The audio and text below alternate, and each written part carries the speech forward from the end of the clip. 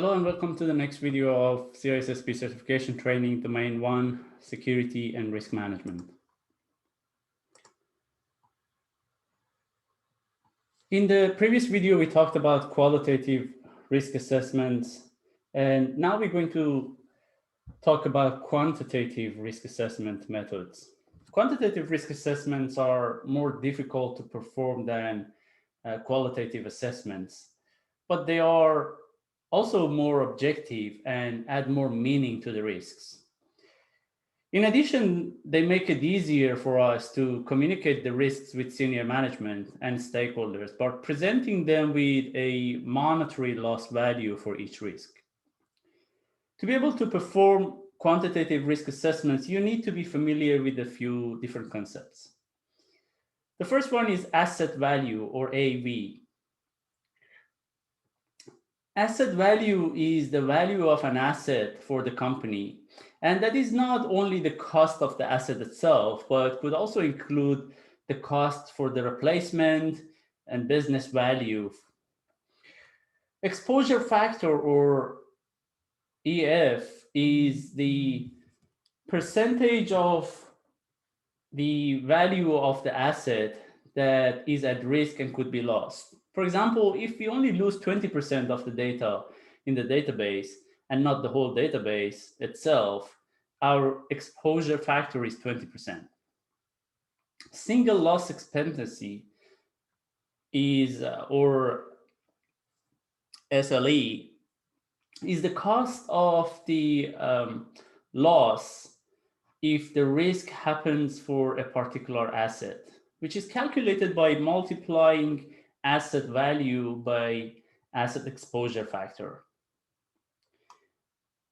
Annual rate of occurrence, or ARO, is the chance of the risk happening in a year, or a chance of that asset is lost in a year.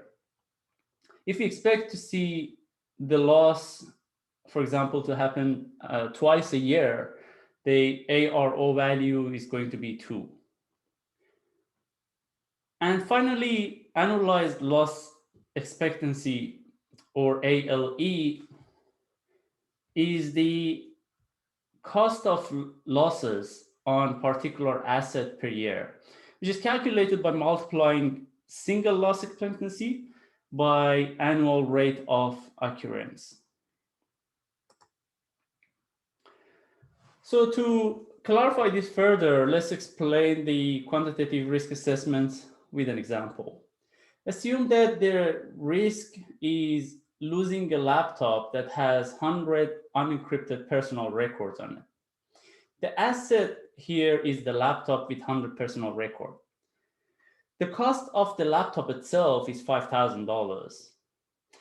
And we also account $40,000 for the PII, or personal records, that is on that laptop, which is simply calculated by multiplying 100 times $400, which is the value of each personal record on the reports.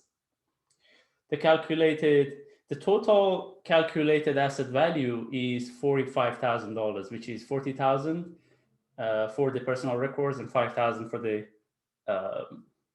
laptop itself. Since the laptop is lost, and not only part of it, our exposure factor is 100%. With having the exposure factor of 100%, or number 1, an asset value of $45,000, we calculate the single loss expectancy, or SLE, to 1 times $45,000 equals $45,000. So our single loss expectancy is $45,000. Now we assume in 1 year in our company, we have a chance of losing 20 laptops, which can be guessed or calculated based on the reports and the history that we know. This means our annual rate of occurrence is 20.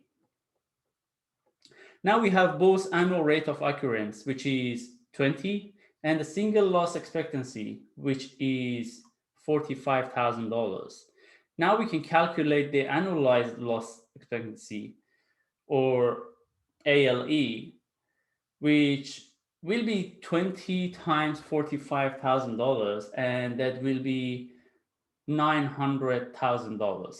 So in total, our quantitative value for the risk of losing laptops in our company is going to be $900,000 per year. And that could help us to understand how to proceed with the next steps of the risks and protecting those assets.